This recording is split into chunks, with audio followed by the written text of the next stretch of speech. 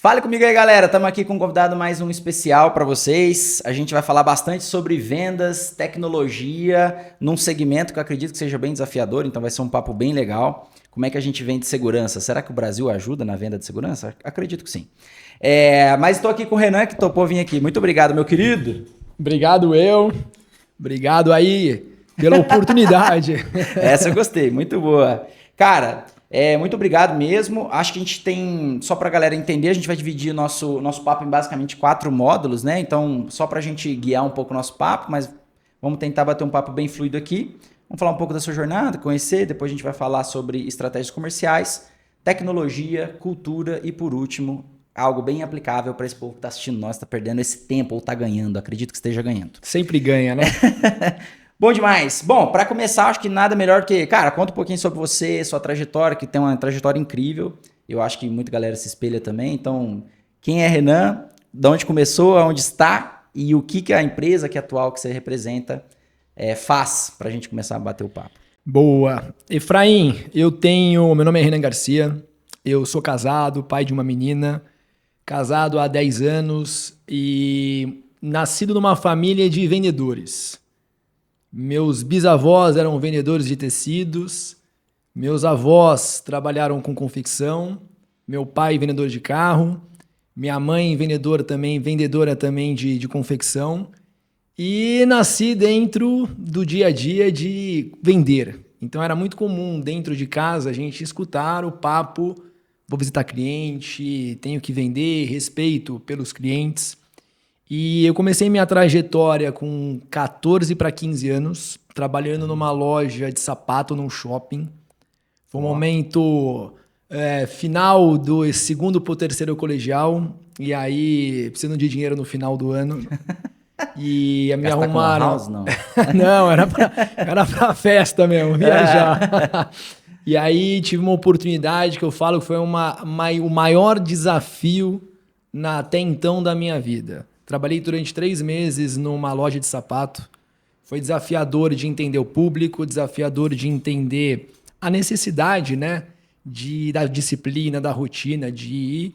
Saí da loja, muito cansaço, até hoje tenho dor nas pernas, porque Natal, cara, você fica das 9 da manhã, quando abre o shopping, até meia-noite, eles falam de dobrar, então era cansativo pra caramba. Me rendeu um bom final, um bom dinheiro no final do ano, deu pra aproveitar. E depois eu fui trabalhar com carro, trabalhei durante 5 anos com carro, uma oportunidade também incrível de entender público, perfil, amava carro, então era meio que natural pra mim trabalhar por que uma Mercedes e não um Jetta, enfim.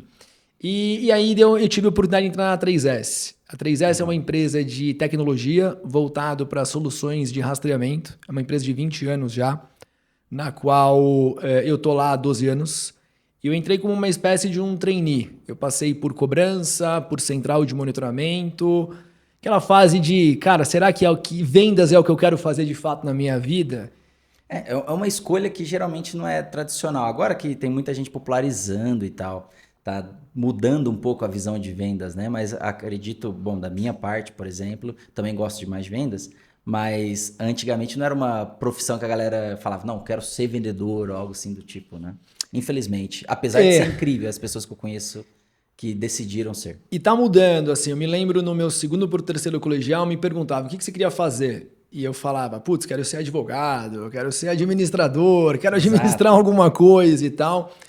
E eu escutava em casa, meu pai, tem que vender, profissão na vida todo mundo vende, só existe uma profissão na vida que é vender, vender e vender. E, de fato, era muito discriminado. Era o folgado, o enrolão. Tem mudado bastante. Aquele que não deu certo em outras. Tinha esse preconceito, né? E tem mudado bastante com a ajuda aí de gigantes como Flávio Augusto, Caio Carneiro, Joel J, que tem mudado esse olhar para vendas. Porque se não tem venda, a empresa não tem como seguir, né? E você falou de famílias comerciantes, né? Eu acho que é um privilégio, porque minha mãe também veio de comércio e eles vendem até avião caindo, né, meu? Como é que eles são bons nisso, né? É assim, eu sempre escutei em casa, venda é verdade, então verdade vende, e o respeito pelo cliente.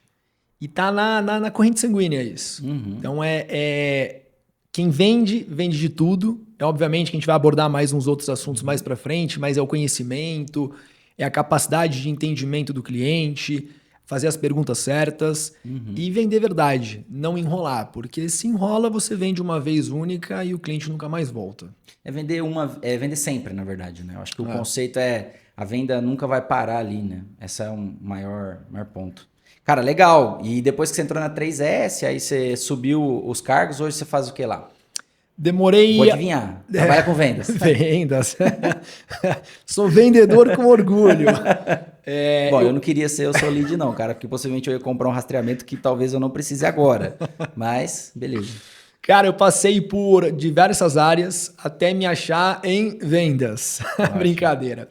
Eu fui pro pós-vendas, eu tive uma missão lá na 3S de estruturar uma área de pós-vendas, um canal de atendimento, voltado para retenção, voltado para, de fato, escutar o cliente. Fiz isso durante 6 anos. E aí eu era ainda um executivo da empresa, não tinha ainda tido a oportunidade de me virar sócio da companhia. E em 2018 para 2019, me deram a oportunidade de eu representar a 3S na área de vendas por um segmento que a gente chama de vendas para locadoras. Era um segmento complexo, onde nós não conseguimos formar vendedores, ou a pessoa era muito intensificada em rastreamento, ou não entendia de fato da operação do cliente. Então a gente tinha um churn altíssimo, um esgotamento de fato grande de vendedores. Quando eu fiquei 2 anos nessa área, fiquei até fim de 2019. Foi interessante para, de fato, aprender a persona, o cliente, o potencial. Fiz um trabalhinho legal lá. E em 2020, 19 para 20, eu assumi a cadeira de diretor comercial. Estou há 5 anos na vaga de diretor comercial. A gente passou por alguns processos importantes que foram o aumento do número de vendedores, a criação e a verticalização de regionais ao longo do Brasil. E agora, em 2024, nós encerramos com 46 executivos diretos.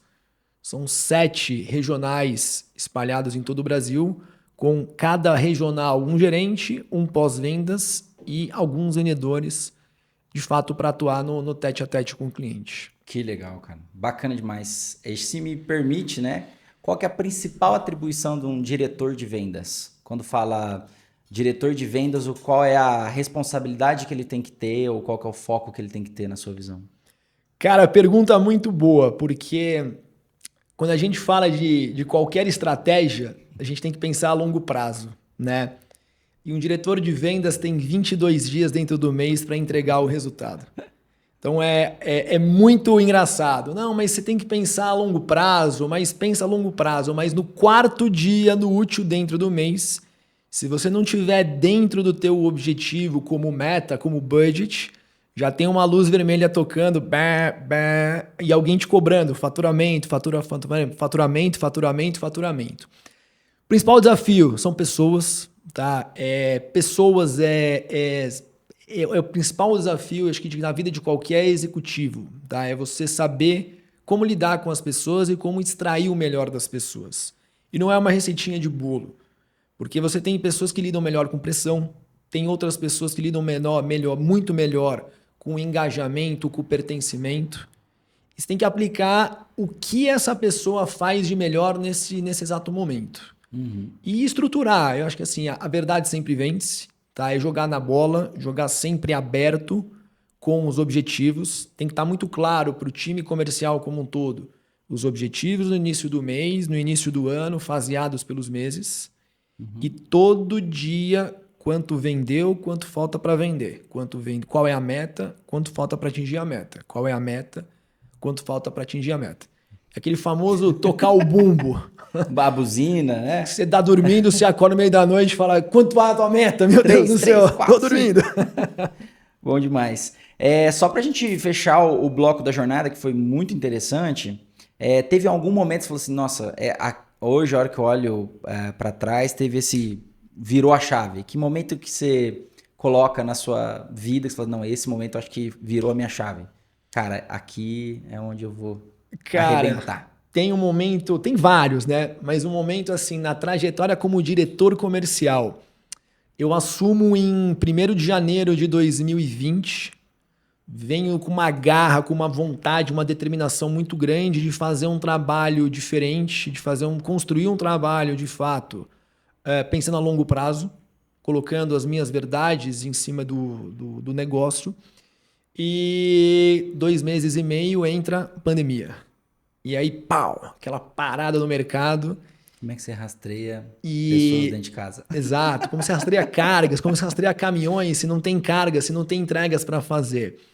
Então foi um primeiro momento de muita apreensão, de falar, cara, o que vai acontecer? E a gente se lembra na empresa era uma sexta-feira, se não me engano, dia 13 de março, onde nossos telefones tocavam, dos sócios tocavam, de clientes dizendo, cara, tô te ligando porque eu não pago nada nos próximos 90 dias, meu caixa tá fechado, eu não pago nada, então eu tô te avisando que do meu dinheiro, mesmo com o serviço prestado no mês de fevereiro, vocês não vão receber. E você escutar isso com, na época, 120 colaboradores com responsabilidade de 300, 400 famílias diretas, foi, cara, e aí, o que a gente vai fazer? E esse foi um momento, assim, de muita preocupação. Obviamente que passaram um tempo, a gente vendeu muito na pandemia. Foram 2 semanas tensas de até acomodar. Ninguém sabia nada, era uma coisa muito nova. Então, as empresas voltaram a pagar. Teve um número muito grande, gigantesco de vendas. Foi um dos nossos melhores momentos desde então. E o momento chave, Efraim, foi quando nós conquistamos um grande logo. Eu sou um cara que dentro da minha geladeira eu coloco, como a gente trabalha com locadoras e transportadoras, eu tenho aqueles logos que, cara, um dia se esse cara a gente vender, vai valer mais do que a venda. É aquele moral, né? Que você fica grandão. E foi conquistar... É a meta da meta. É a meta da meta. E foi conquistar um cara, quando a gente saiu com o pedido assinado, foi assim, uma alma lavada dizendo, cara, eu tenho certeza absoluta que eu tô no caminho certo. Que legal, cara. Nossa, desafiador. Desafiador mesmo. Lá. Indo nessa linha também, continuando um pouquinho, porque tem um tema que me agrada muito. Recentemente fui empreendedor e eu encaro você também um empreendedor, porque a pessoa que começa o trabalho, vira sócio, faz um intraempreendimento, né, dentro de uma empresa, ela tem que ter uma mentalidade que eu brinco que é meio que anormal, né? Se fosse para você colocar pilares assim de comportamentos que você... Cara, esses comportamentos me fizeram chegar aqui onde eu tô hoje. Essa talvez inquietude ou qualquer outra assim. Quais são esses comportamentos? Assim, cara, se eu não tivesse isso, talvez eu não seria sócio, eu não conseguiria chegar onde eu cheguei. Eu tive a oportunidade de aprender com mentores que assim, foram pontos chaves na minha curta trajetória profissional. E um desses mentores, eu me lembro um dia que eu vivi várias histórias com ele, e assim, sempre histórias duras, tá? Não era algo de muito carinho na cabeça, não. Era porrada mesmo para virar... Para crescer. Para crescer e para virar homem mais rápido, cara. E assim, eu me lembro um dia quando o que me fez virar sócio um olhar de fato em ter algo que é meu também, tá? Porque no começo eu, executivo, ganhava muito mais do que eu, sócio.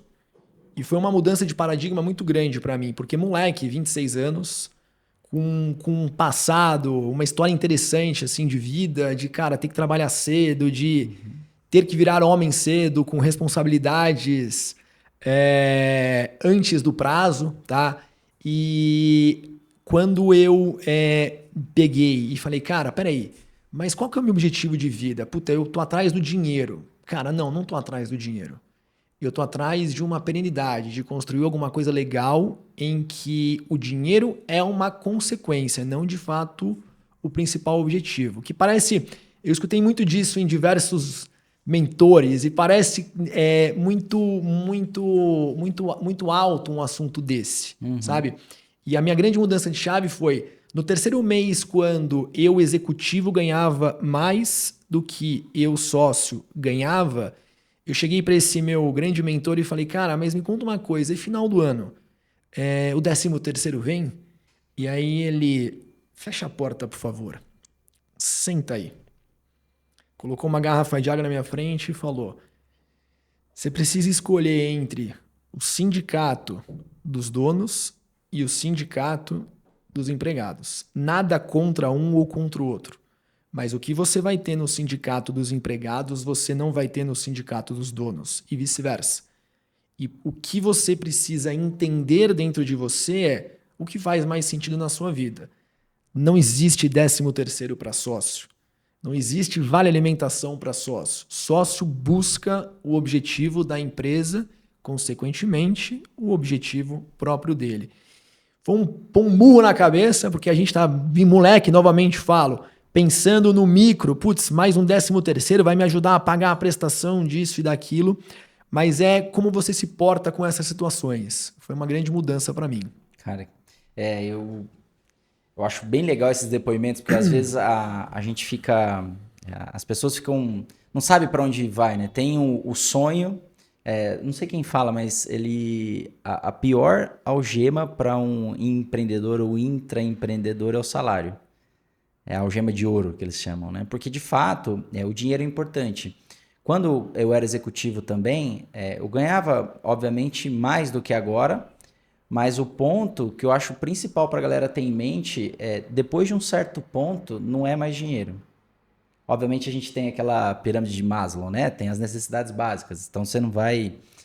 cara, eu vou empreender, mas você não tem o que comer. Então, obviamente, tem necessidades básicas que serão atendidas, né? A gente não está falando sobre isso. A gente está falando que depois de um certo ponto, o jogo é escolhido. Você quer algo momentâneo ou você quer algo perene, né? É isso aí. Acho que é um pouco disso. Né? E assim, até para a galera que está nos assistindo, não dá para ter tudo. E é muito importante entender o que você quer da sua vida. Porque não está errado você decidir, cara, eu quero ser um executivo numa grande empresa. Puta, o que eu preciso fazer? Trabalha, estuda, se capacite, faça um MBA, vai morar fora, tenha 3, 4, 5 línguas fluentes, se especialize numa área e, cara, e vai surfar essa onda. Vai chegar no momento onde é muito importante o entendimento se o que eu estou fazendo me faz feliz. O que eu estou fazendo me faz feliz. Porque eu falo muito pro meu time, Efraim, eu vivo com eles muito mais do que vivo com a minha família. São 10 horas diárias, eu falo muito mais com os meus principais executivos do que eu falo com a minha mãe e com meu pai. Então é uma troca muito grande. Se nós não estivermos confortáveis na posição que nós estamos e fazendo o que a gente está fazendo, vira um estresse. Vira algo ruim dentro de uma rotina que tudo é estresse, tudo é cansativo, porque tudo cai em vendas. Então quando a gente fala na pirâmide lá, vendedor, diretoria comercial, eu estou preocupado, obviamente, com as vendas, com o cliente, com a retenção, com a continuidade desse cliente, com o aumento de número da base desse cliente, com o atendimento desse cliente, com a experiência de fato que esse cara vai ter e vai entregar para nós, com a indicação desse cara para outros clientes. E dentro do caminho, as coisas não são perfeitas. Nada é perfeito. E uma outra coisa que eu aprendi também com outro grande mentor, nem a Apple é perfeita. Então a gente busca aquela perfeição que é importante. A gente tem que atender da forma possível, mas alguns pratinhos vão cair. Ainda mais quando o negócio começa de fato a engatar. A gente saiu, por exemplo, na 3S de uma quantidade de soluções rastreadas de 8 mil carros em 2016 para quase 200 mil, mais de 200 mil em 2024. Caramba. Então foi um crescimento muito grande e um momento, Efraim, de muita reflexão de tem pratos que estão caindo, só que o importante é aquele sangue frio de vou me estruturar para o futuro e nesse momento alguns pratos de fato vão cair e os que caírem a gente vai escolher de fato para trazer de volta para dentro do barco, mas olhando o longo prazo, processo, pessoas e tecnologia. Maravilha. Vamos entrar um pouquinho mais nessa parte comercial que você deu a brecha da 3S aqui. Me conta um pouquinho sobre o mercado, como é que essa dinâmica funciona. Me contextualiza desse mercado ali de rastreamento, entre outros produtos que eu imagino que vocês possam ter. Legal. A 3S existe há 20 anos. E eu brinco que a gente viveu duas fases da empresa. A gente jogava uma série D do futebol paulista. Então, uma empresa muito regional, metade da vida dela, uma empresa muito regional, que era conhecida como uma boutique de atendimento, uma boutique de rastreamento, onde cada atendimento era muito personalizado. Então, poucos clientes, projetos de fato específico para esses clientes, onde a gente era que nem um pato, não fazia nada direito. Não andava direito, não nadava direito e também não voava direito, mas a gente entregava projetos na nossa concepção perfeitos e na concepção dos clientes sempre tinha aquele algo a mais.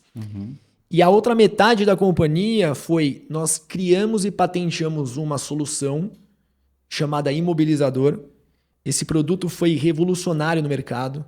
É um produto que, depois de 7 anos, a gente entregou mais de 1.000 caminhões recuperados para os nossos clientes, cargas, mais de milhões de reais recuperados em cargas, com uma solução que frustra a tentativa de roubo do caminhão por parte do bandido através de uma dificuldade em burlar o nosso sistema. Então, sistemas de rastreamento no Brasil, Efraim, existem desde os anos 2000. E o corredor de carro Nelson Piquet, que foi um dos inventores dessa modalidade no Brasil, com uma empresa que existe até hoje. Grande pra caramba, só que muito voltado para gestão das cargas e não para recuperação do cavalo. Tem dados que a cada 4 horas um caminhão é roubado em São Paulo. É um negócio assim absurdo. E os bandidos se especializaram em roubar caminhões e cargas, burlando tecnologias muito fáceis de serem burladas. Então, revertendo bloqueios de caminhões e tentativas de recuperação e, de fato, levando esses veículos. E a 3S criou essa tecnologia. De 2016 para 2025, com essa solução, a gente passou de uma empresa regional para jogar uma Série A do Campeonato Brasileiro, competindo com multinacionais, empresas de fundo de investimento, empresas com capital estrangeiro, mas ainda tocadas pelos donos. E a 3S sempre foi uma empresa tocada por 100% dos donos, com capital próprio, competindo de igual para igual com esses caras. E aí é muito engraçado, porque dentro do dia a dia, a gente joga com 2 crachás. Eu tenho um crachá de diretor comercial e um crachá de sócio. E por a empresa ser tocada pelos donos, a gente não precisa criar resultados na qual eu estou pensando só em bonificação. A gente só faz negócio na companhia que seja perene para a 3S. Não faz sentido a gente trazer negócios ou inflar situações de vendas momentâneas para eu me satisfazer como diretor comercial e quando eu olho como sócio, cara, não é uma situação perene. Então, a gente se diferenciou muito. Hoje a gente atende transportadoras gigantes, são mais de 4.000 CNPJs hoje atendidos de forma muito honrosa, de forma respeitosa, tá?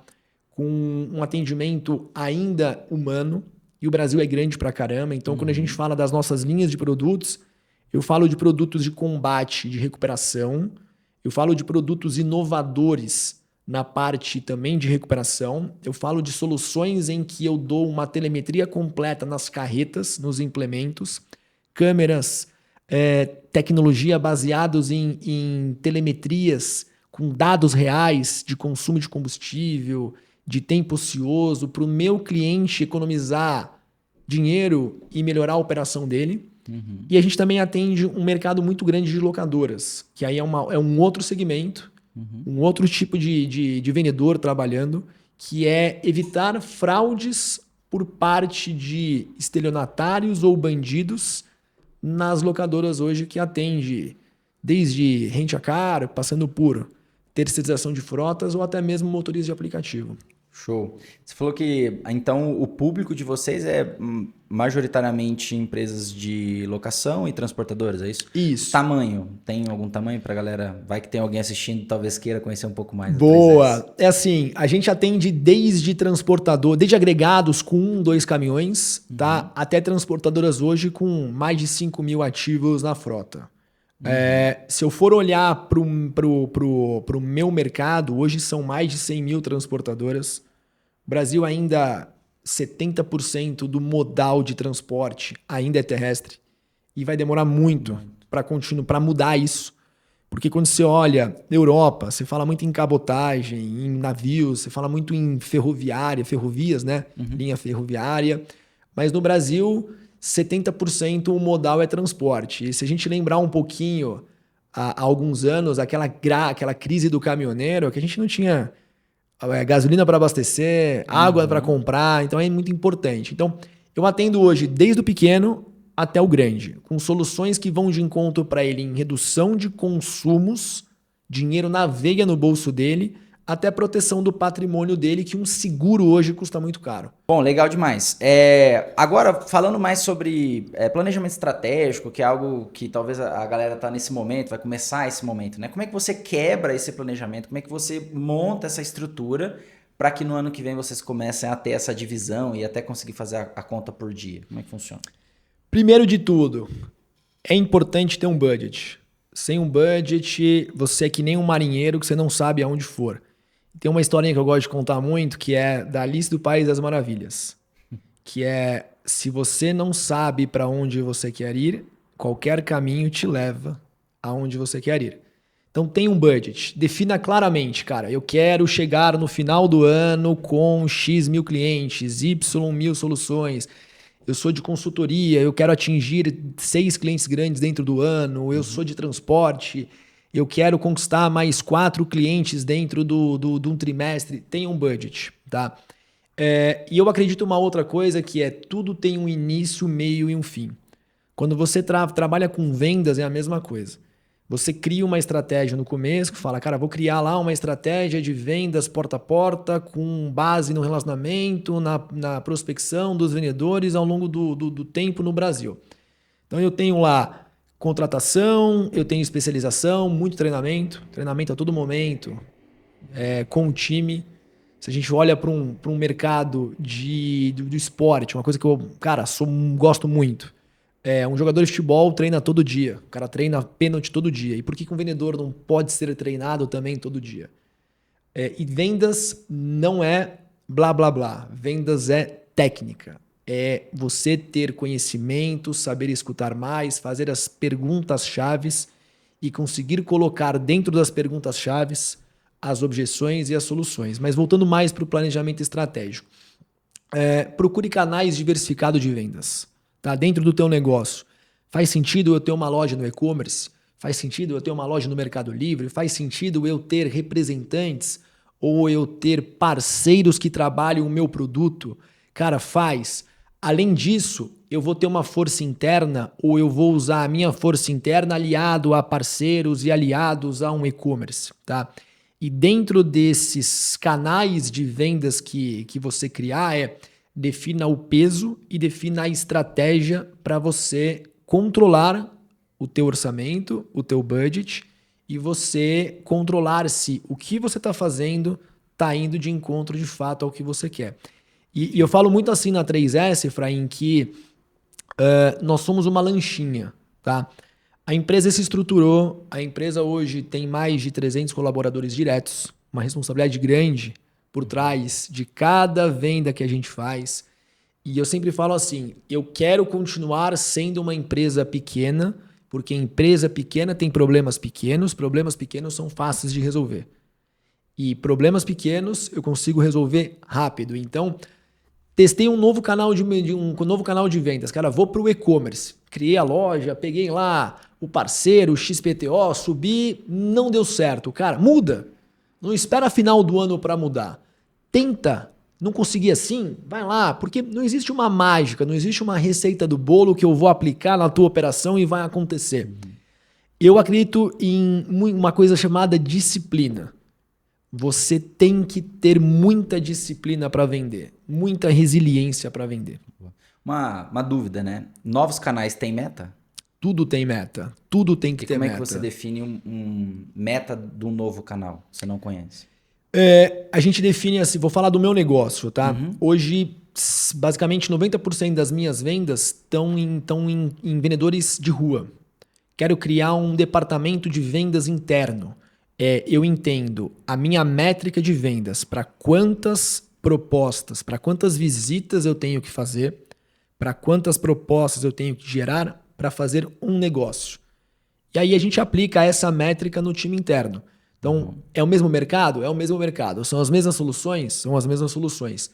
Quantas pessoas eu tenho que ligar para fazer quantas propostas para fazer uma venda? Vou usar o time externo na hora da venda? Aí é o trabalho de comissionamento, se eu vou aumentar o preço da solução, se eu vou usar 2 canais para fazer o mesmo tipo de trabalho. Mas tenha metas claras e tenha métricas dentro do seu negócio. E as métricas não é nada de outro mundo, olha teu passado. A melhor coisa que você pode fazer é olha teu funil. Vai lá no teu funil, seja numa cartolina para quem está começando, ou seja já num CRM estruturado, onde você tem morno quente, muito quente e fechamento.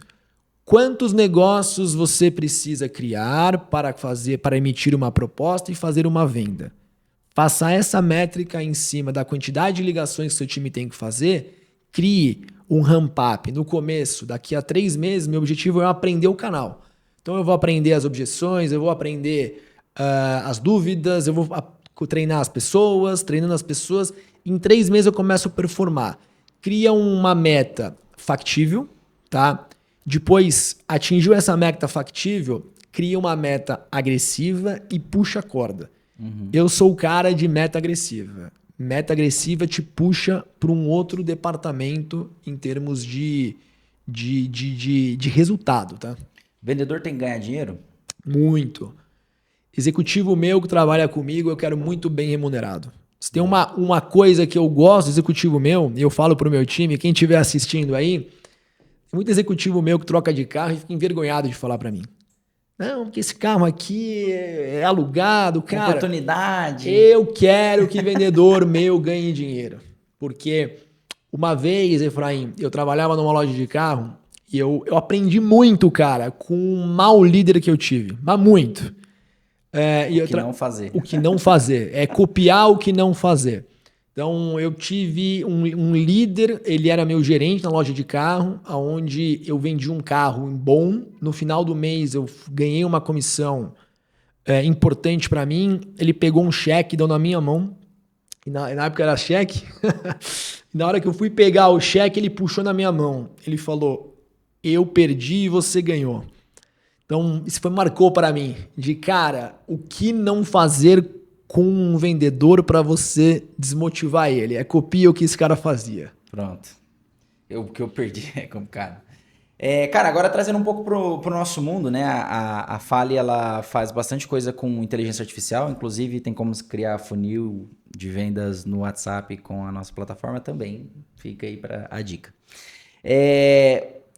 Trazendo um pouco mais para esse mundo de inteligência artificial, na área de vendas, que a gente está conversando aqui, uma venda mais consultiva, mais próxima.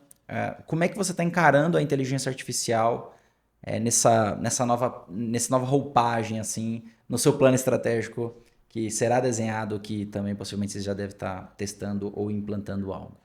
Como é que você enxerga isso? Cara, é assim, a inteligência artificial veio para ficar e quem não se adaptar vai ficar para trás. E quem ainda não entendeu que ela já está aqui trabalhando com a gente, com voz, com dados, com inteligência de fato, em melhorar a tua operação e melhorar a tua tomada de decisão, vai ficar para trás, tá?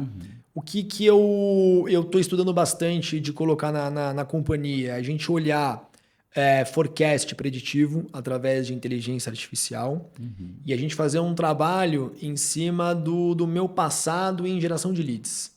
Então, eu colocar a inteligência artificial nessas 2 gamas, tá? Legal. Lá na 3S, a gente já trabalha, tem um tempo já com inteligência artificial na minha central de monitoramento. Então nós temos lá uma central que ela é um apoio para os transportadores e locadoras 24 horas, 7 dias por semana. É um lugar que não descansa, não tem férias, não tem Natal, Ano Novo, não tem nada. Eles trabalham 24 horas, obviamente, em turnos, tá? E desde 2017, com outro nome, era um nome que a gente chamava de operador virtual, nós tratamos dados através de inteligência artificial. Isso nos dá oportunidade de escala e tratar melhor o nosso cliente. Show. Fala o nome da IA pra galera, que eu tenho um dado muito importante sobre isso. É Sabrina. Sabrina. Inclusive, quem tem uma pesquisa falando que inteligências artificiais que têm nomes humanos tendem a ter de 30% a 40% mais adesão pela equipe interna. Olha que dado interessante, né? Cara, é uma coisa de louco, porque se você mergulha nesse assunto como vocês aí estão trabalhando, cara, é muita inteligência a nosso favor. E não é... Eu sempre brinco, a gente tem oportunidades de enxergar o copo meio cheio e o copo meio vazio, né? Então o copo meio vazio vão perder empregos. O copo cheio o quão melhor nós, como sociedade, como pessoas e profissionais, podemos estar com inteligência artificial. Tem um conceito que eu acho bem legal que chama IA First, né? Que é você conseguir colocar no seu dia a dia a IA antes de você de fato executar a tarefa. É o único mecanismo que eu vejo na minha concepção de você conseguir colocar ela na sua vida e entender até lá onde pode ajudar. Nem tudo ela vai ajudar, tá? Tem tarefas que não vai te ajudar ainda, mas não quer dizer que ela não vai facilitar. Exemplos disso, né? Às vezes você quer formatar uma planilha. Você tem uma planilha lá de 100 contatos, alguma coisa assim, você quer formatar. Faz o experimento, arrasta a planilha pro GPT e pede para ele fazer isso para você. Em 2 minutos vai estar pronto. Rápido. Acabou. Então assim, usando. Então usando é o limite que a gente tem, né? E nessa linha, como é que você acha que vai ficar, na sua visão, esse equilíbrio entre o que é máquina, o que é humano, até como, na sua visão, isso vai conviver e como é que isso vai funcionar, essa dinâmica, uma vez que ela tá aí já, né? Cara, excelente pergunta. É assim, se eu olhar há 5 anos atrás e nós falássemos de carros voadores, a gente ia estar numa conversa de bar delirando, né? E hoje já é uma realidade. O que eu vejo hoje da IA? Vagas que são profissões que têm ações repetidas. Então, um exemplo, eu sou uma pessoa que fico pegando um tipo de arquivo e colocando esse arquivo num outro lugar. Isso vai ter que se especializar porque com certeza é um risco de não existir mais essa vaga, tá? Mas para toda inteligência tem que ter alguém cuidando. Então, na minha visão, a IA veio para ficar e cada vez mais estará conosco. Só que ela vai até uma página 2. E as pessoas vão ter que... Pessoas que lidam com pessoas, IA nunca vai conseguir fazer isso. Atividades que você, de fato, faz de uma forma repetida, isso você tem um problema. Se você não se especializar, você vai ter um grande problema de uma falta de mão de obra nisso, por conta que a IA chegou para ficar. Boa. Eu acho que vai ser cada vez mais frequente na nossa vida, né? Passando por uma parte mais de liderança, eu não sei como é que é a divisão lá do seu time, qual que é a faixa etária, por exemplo. Qual a geração ali do seu time? Quais desafios você hoje tem como líder dessa equipe? Manter motivado, tocar o sino, presencial, que eu acredito que seja também um desafio ultimamente. Como é que é essa liderança hoje?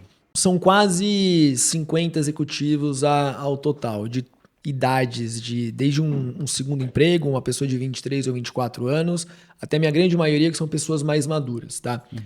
O que eu levo comigo, independente da geração, tá? É jogar na bola, verdade absoluta, e a palavra não pode fazer uma curva.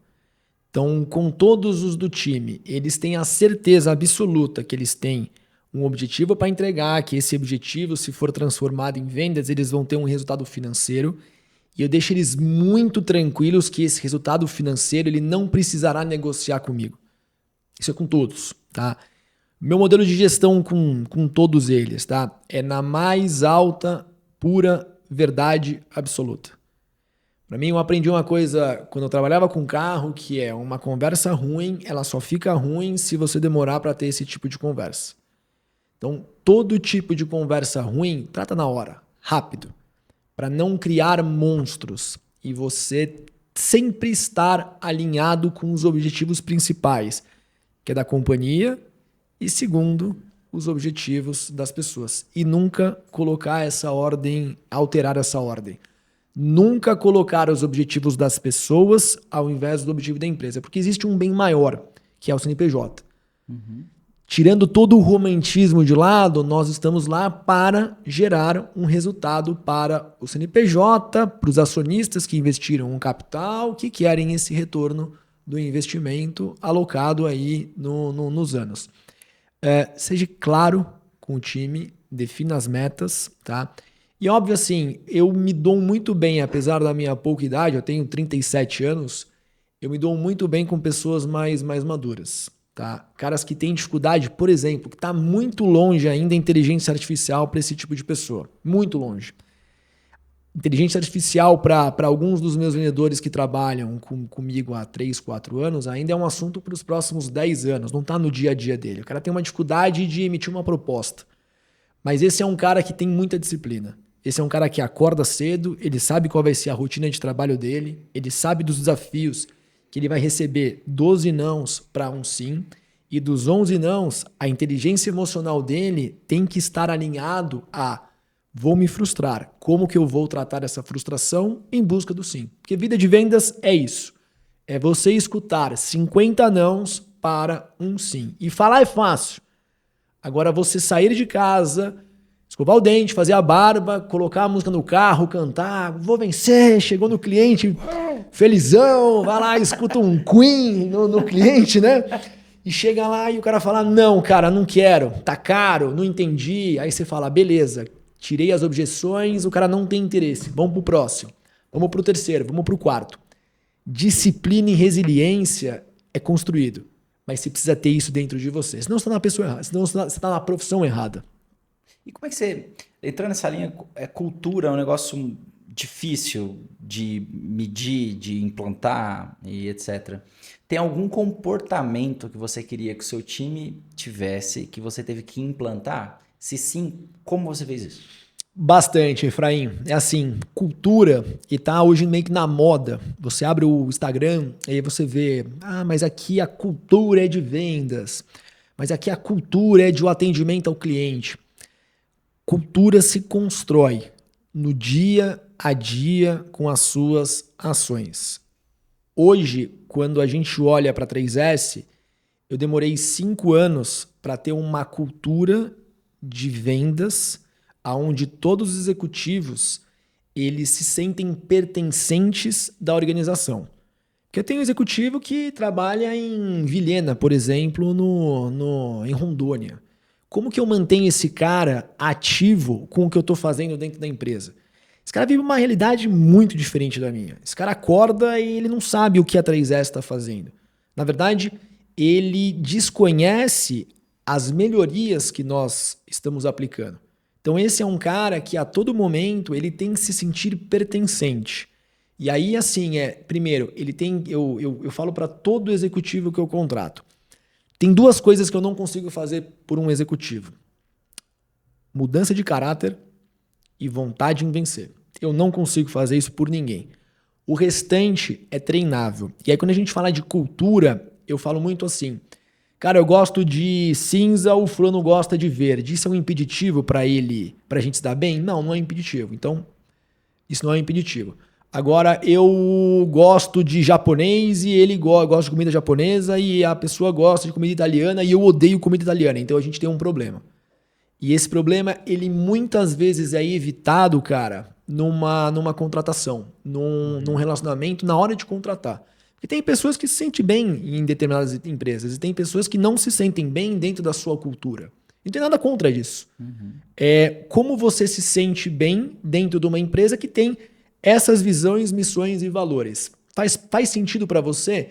Se faz, construa todo dia, com verdade, com sentimento de time, com pertencimento. Todo ano, cara, a gente faz uma convenção onde a empresa inteira se doa num resultado que a gente programa isso nos últimos 4 meses e meio da companhia. Então chama RH, chama time de compras, chama o marketing, o time comercial.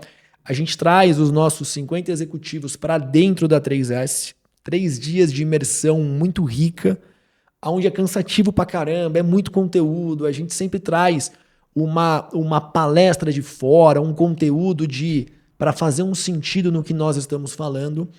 E isso tem uma missão muito maior de eu simplesmente trazer esse cara, pagar uma passagem e fazer com que esse cara conheça São Paulo. Por exemplo, tem alguns que não conhecem e encaram como vir para São Paulo uma grande oportunidade de vida, inclusive. Mas é o sentimento de pertencimento. E aí quando eu falo assim, a missão do meu vendedor, teve um capítulo na 3S muito interessante que foi a gente, numa das primeiras recuperações que nós fizemos de um autônomo, e numa ligação dele com o nosso analista lá da Central, a pessoa que recuperou o caminhão dele, ligou para ele de madrugada e falou, cara, teu caminhão teve um alerta de jammer, foi imobilizado. Jammer é um embaralhador de sinal, é uma tecnologia usada pelos bandidos e que o meu sistema ele impede com que ele seja embaralhado e ele acaba imobilizando, bloqueando, parando o caminhão de uma forma automática, sem a ação humana. E o cara deu um testemunho dizendo, cara, você salvou um pai de família com 3 filhos com único sustento. Quando a gente transfere isso para o time comercial, a gente fala, cara, o que você faz? Você não vende rastreador. Você vende uma continuidade de uma criação de 3 filhos, de 2 filhos, de um filho, de um pai de família, que tudo que ele tem na vida é um caminhão. É muito mais forte do que vendi um rastreador. Não.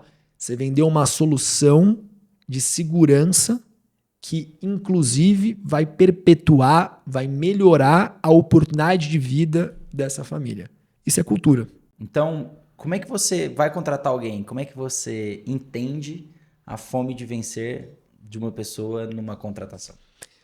Cara, é assim, para mim, um vendedor, ele tem que ter, lá a primeira avaliação de um vendedor. O vendedor é um cara que está inconformado no que ele está fazendo hoje. Ele até é feliz, mas ele está inconformado porque ele quer mais. Quer mudar de casa, ele quer comprar um outro carro, ele quer viajar, ele quer colocar a filha numa outra escola porque os amigos trabalham e etc e tal. Quando a gente fala de vontade de vencer, o que eu vou fazer para eu sair dessa situação que eu gosto, mas para uma situação melhor. Eu não consigo fazer com que o meu vendedor acorde de manhã. É humanamente impossível ligar para o meu vendedor todo dia, Efraim. São 50 aí ao longo do Brasil e dizer, e aí, cara, como que você tá? Aquela injeção Bom de ânimo. Bom dia! E aí, vai para cima, cara, hoje o dia é seu. Hoje você vai vencer. No primeiro dia ele vai achar legal, mas no 5º dia ele vai falar, cara, para de me ligar, cara, eu não quero mais te escutar. E a fome de vencer tá muito mais atrelado à ambição dele na vida. Eu quero comprar um apartamento novo. Legal. Dentro da minha concepção, para eu comprar um apartamento novo, eu preciso vender X soluções desse meu produto que vão me dar Y R$1.000 e eu vou conseguir transformar essa vida. Isso você saca nos olhos da pessoa. Quem não tem ambição não é um bom vendedor. Vai fazer outra coisa, cara. Todo mundo quer vencer. Escutei uma frase há um tempo atrás. Todo mundo quer vencer. Todo mundo quer andar de Porsche. Todo mundo quer andar de Mercedes. Mas poucos querem ter a pressão de andar numa Porsche. Poucos querem ter a pressão de você aguentar e ter uma Porsche. É muito diferente. E tem uma frase que eu uso muito, cara. Gosto muito de tênis, gosto muito de esporte. Na entrada do US Open, que é um dos 4 maiores torneios de tênis do mundo, você tem na entrada da quadra principal uma frase em inglês traduzida aqui: pressão é um privilégio. É muito ruim você viver pressionado. Ninguém gosta. Aí entra num quesito que é a zona de conforto. Todo mundo gosta de se sentir confortável na zona de conforto. É gostoso, é quentinho. É a história da gaiola dos passarinhos. Que eu não voo, mas também a arara não me pega. Mas também não voo, mas também a arara não me pega. Mas eu não vou para outros lados, mas também a arara não me pega, né? Então a pressão, ela você tem que ter uma inteligência emocional em cima disso. E é muito que eu falo com o meu time. Você começa a vender.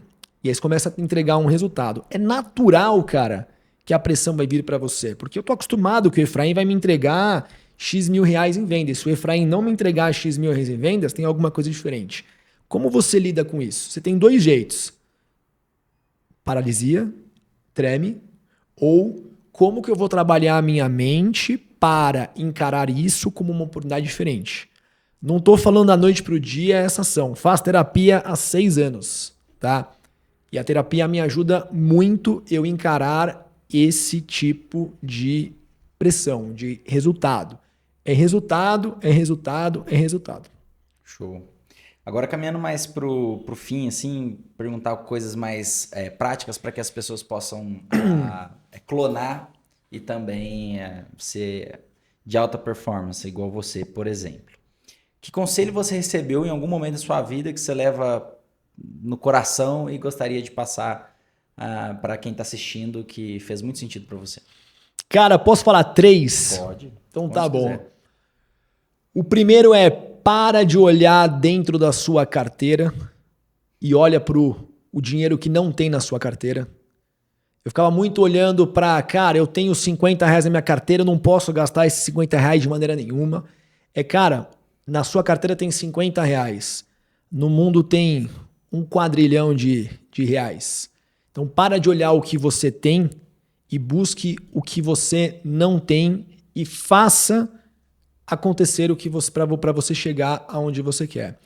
Isso foi um exemplo assim muito claro para mim, até foi um grande líder que eu tenho na minha vida, que num jantar que eu saí com ele fez eu pagar a conta e eu não entendi nada, porque eu estava numa fase muito dura da minha vida, sem dinheiro para nada.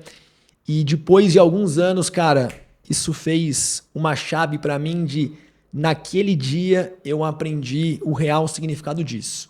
Eu estava muito preocupado no que eu tinha, que eu não queria gastar aquele pouco dinheirinho que eu tinha em buscar outras coisas. Isso é muito gozado porque é um chaveamento. Se eu olhar nesse momento, que foi mais ou menos em 2007 ou 2008, para quando eu me tornei a sócio da companhia, o meu medo era o mesmo. O medo de perder te tira a vontade de ganhar, cara. Então esse foi um exemplo muito claro para mim. O segundo é: faça mais do que te pedem. Fui contratado para ser um recepcionista, um executivo de operação. Faça mais do que te pediram para te entregar. Chegue mais cedo. Tem certas coisas na vida, cara, que não depende de inteligência, tá? Eu sou um cara que eu não sou o mais inteligente. Nunca fui o mais inteligente da sala. Muito pelo contrário, eu era o cara que pegava todas as recuperações, que ia até o final e o pessoal orando por mim. Vai. Eu tenho esperança. Vai. E assim, tô muito longe de onde eu quero chegar, Efraim, mas eu sou um cara muito disciplinado. Então, o esporte me ajuda a ser disciplinado. Então, eu tenho os meus compromissos diários. Cara, eu acordo mais cedo todo dia, eu faço a minha corrida, eu vou pra academia. Não porque eu gosto, mas porque isso me dá um tesão de acordar, ir para trabalhar na 3S, trabalha a minha inteligência emocional e me deixa apto a cumprir as minhas atividades diárias. Então, faça mais do que te pedem e vá lá nos lemas do Cristiano Ronaldo, cara. Treine mais, entenda de fato no que você é bom, foca no que você é bom, surpreenda, não faça para puxar o saco, surpreenda os seus liderados, tá? E o terceiro e mais assim tão importante conselho que eu dou é, cara, trabalha e confia. Trabalha e confia. Eu levo 3 slogans na minha vida muito legais, cara. Um dia eu vou me tatuar aqui no braço aqui, mas ainda não fiz. Mas cara, o medo de perder tira a vontade de ganhar. O segundo é um slogan até de um nosso cliente grande, muito grande pelo sinal, que é entender para atender. E o terceiro é Trabalha e confia. Trabalha e confia tá na flâmula da bandeira do Estado do Espírito Santo. Trabalhe e confia. Faça o seu melhor, entregue o seu melhor, que com certeza o teu momento vai chegar. Animal. Já dos podcasts que a gente gravou, é quase unânime das pessoas o trabalhar. Acho que é um negócio bem importante. Acho que tem que fazer parte, né? Você tem que gostar do que você faz. E Cara, fazer muito. Sim, porque indo na linha de o que é sucesso, vamos pensar num sucesso financeiro. Tem que trabalhar muito, cara. Empreender dá muito desafio. E a forma que você olha esse desafio, porque todo dia se acorda com coisas para você solucionar. Se isso te irrita, cara, talvez está fazendo uma coisa errada, ou talvez você precisa melhorar a tua inteligência emocional para olhar isso como uma outra forma. O meu sócio, uma vez, quando eu fui abrir a empresa, ele me ligou e falou, cara, você tá preparado para a montanha-russa da vida? Aí eu falei, naquele momento estava bem no início, eu falei, cara, tô sempre preparado, já passei por isso. Não, é diferente, cara. A montanha-russa cara, estourei, vendi, no outro dia, cara, tá tudo ruim, não vai funcionar. No outro dia, meu Deus, é lindo. No outro dia, cara, se você não conseguir tirar o teu ticket médio aqui, a sua cabeça... Cara, e você acredita, tá Efraim, preparado. assim, eu trabalho com vendas há 20 anos, tá? 21 anos, quase 22. Se eu te falar que diariamente o que passa em minha cabeça é uma montanha-russa, se você vende, o teu time entrega, cara, sou a melhor pessoa do mundo, eu sou o executivo melhor do mundo. No dia seguinte não entregou, cara, o que vai acontecer? Meu Deus, eu vou me demitir, o que tá acontecendo? No outro dia, cara, deu certo, deu certo. O desafio e o aprendizado que fica, até para todos vocês que estão escutando aí a gente, cara, como que você lida com essas emoções. Essas emoções não podem transparecer para o teu interlocutor. Você não consegue bloquear o teu sentimento. É impossível. Eu não consigo bloquear um sentimento meu agora de angústia, de raiva, de amor ou felicidade ou medo. Não consigo. O que eu consigo com esse sentimento que veio, que gatilho mental eu faço para eu não me tornar uma pessoa medrosa. Que gatilho que eu faço para eu não me tornar uma pessoa insegura. E trabalha, arrepia, cara, trabalha. Arrepia. Cara, aconteceu um negócio, só um adendo comigo uma vez, sobre emoção. Uma vez eu tinha um fornecedor e a gente teve um desentendimento numa entrega muito importante para ambos os lados, né? E ele me ligou extremamente exaltado. E aí, na hora que ele me ligou extremamente exaltado, tava quente ali a conversa, chegou uma hora que eu e ele tava bem exaltado mesmo, eu peguei e desliguei o telefone. Mas assim, na hora. Não avisei, desliguei na cara mesmo. Uhum. Aí passou uns 10 minutos, peguei o telefone, liguei pra ele de novo. Cara, eu acho que agora a gente pode conversar melhor. Foi outra conversa. Então acho que o ponto chega um momento que você começa a entender suas emoções de fato, né? Essa montanha-russa vai te levar. Eu acho que essa pegada, esse conselho de entender as emoções, de fato, é uma dor para essa geração, que é difícil, muita coisa, mas é um cuidado que a gente tem que tomar. Nessa linha, como é que funciona a sua cabeça? A priorização. Como é que você fala assim, cara, eu tenho 10 pratinhos, montanha-russa, eu tenho venda arrebentando, eu tenho cliente reclamando, eu tenho um grande logo querendo cancelar e assim por diante. Como é que você prioriza a sua demanda? Qual que é o seu hack que você pode passar para o pessoal? É assim, o esporte me ajuda muito, tá? Eu chegar no meu trabalho em uma rotação diferente, primeiro que vendas é energia, né?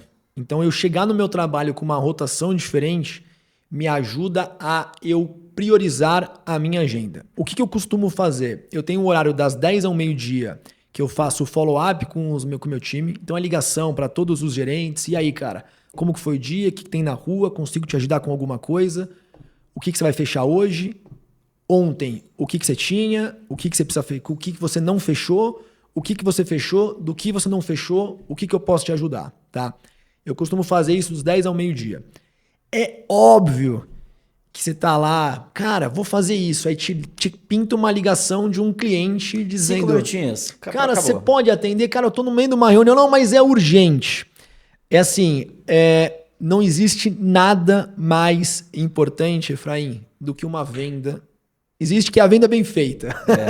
Mas não existe nada mais importante e prioritário do que uma venda. A venda cura tudo, tá?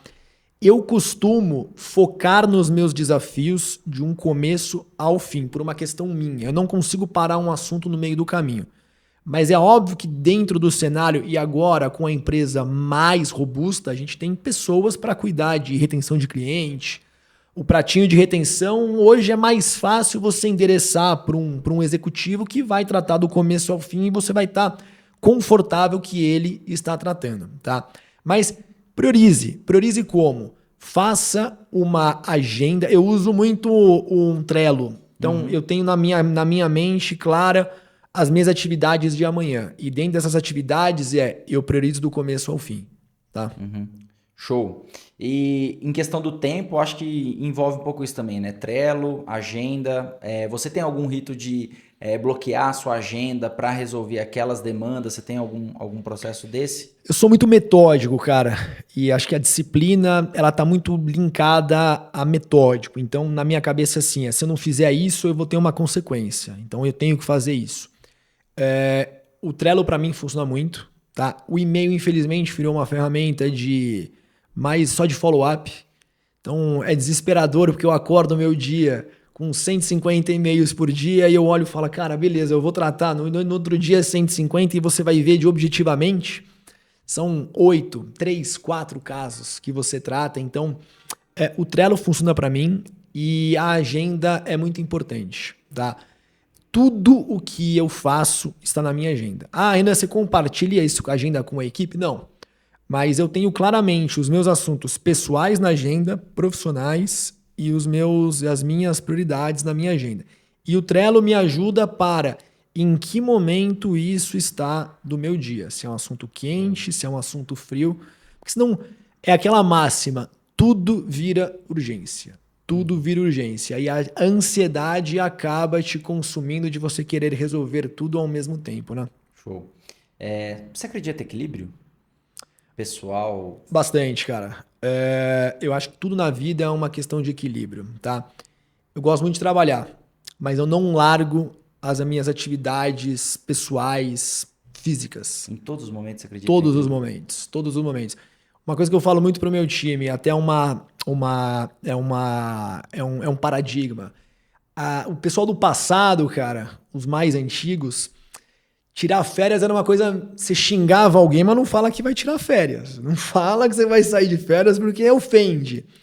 E eu quero o meu executivo bem. É importante ele descansar. É importante ele ter um tempo de qualidade com a família. Dia de guerra é dia de guerra. Cara, entramos na semana de fechamento. Eu tenho essa semana e a próxima até quinta-feira para entregar um resultado. Estamos em 60% da meta, tenho 40% da meta para bater e o forecast entregado pela equipe hoje, eu chego em 88% e eles têm a missão de entregar esses outros 12% através de clientes e propostas mais antigas. Mas é muito importante, final de semana, cara, é final de semana. Desliga o celular. Porque trabalho você vai ter 24 horas da sua vida. Mas desliga o celular, curte um tempo de qualidade com a sua família. Porque senão, cara, todo dia vai ser um dia estressante para você. Viaja, descansa, prioriza uma boa rotina de sono, faça atividade física. Quer ser de alto nível? Primeira pergunta que eu faço quando eu vou contratar um cargo maior de liderança. Qual é o teu hobby? O que você faz quando você não está trabalhando?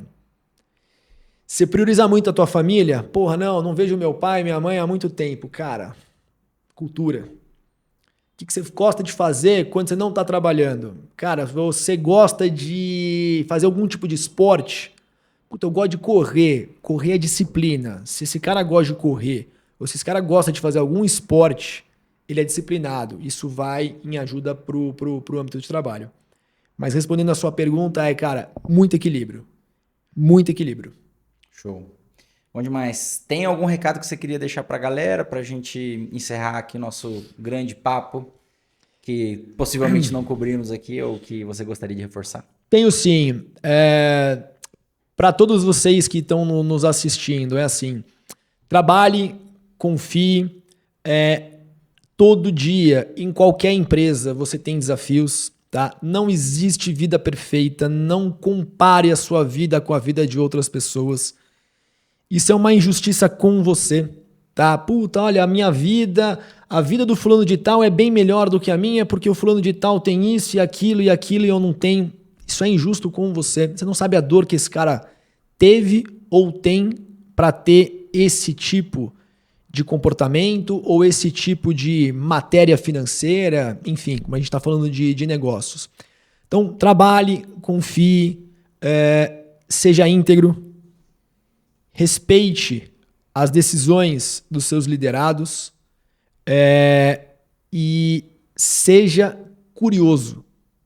A curiosidade, ela é um bem gigantesco para o teu desenvolvimento. E se tiver alguém aí na audiência que trabalhe com transportadoras, com caminhões e até mesmo com veículos, siga vender, né? fazer um merchan, né? Siga a 3S aí no nosso @3S Tecnologia. Bom demais. Tem algum livro que você gostaria de recomendar pra galera? Tem, cara, um livro foda que eu li e chama 12 Anéis. É um livro do Phil Jackson.